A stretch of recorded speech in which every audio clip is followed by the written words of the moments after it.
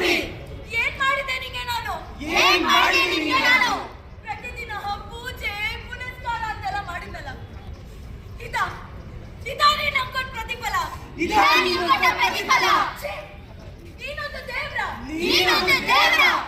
ಇಷ್ಟೆಲ್ಲ ಮಾಡಿದ್ಮೇಲೆ ಯಾಕೆ ಪೂಜೆ ಮಾಡ್ಬೇಕು?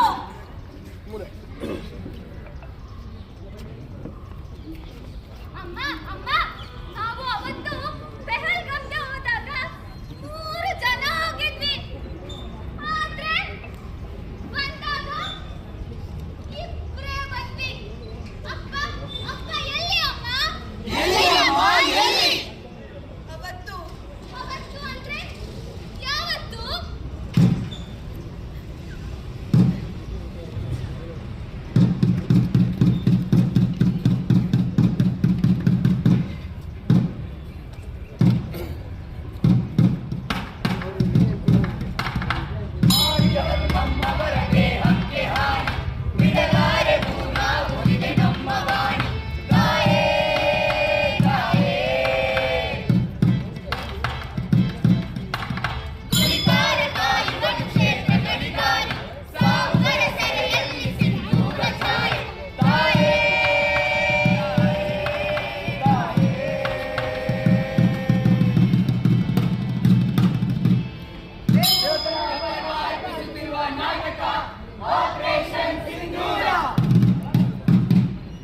ಅದೇ ಏಪ್ರಿಲ್ 22 ಪೆಹಲ್ಗಾಮಲ್ಲಿ ಆ ಪಾಪಿಗಳು ನಮ್ ಕರ್ನಾಟಕ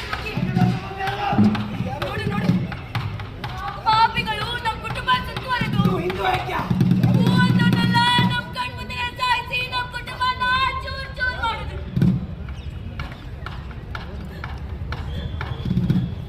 ಆ 26 ಅಮಾಯಕ ಶವಗಳಲ್ಲಿ ನನ್ನ ಗಂಡ, ನಿನ್ನ ಅಪ್ಪ ಒಬ್ರಾದ್ರು.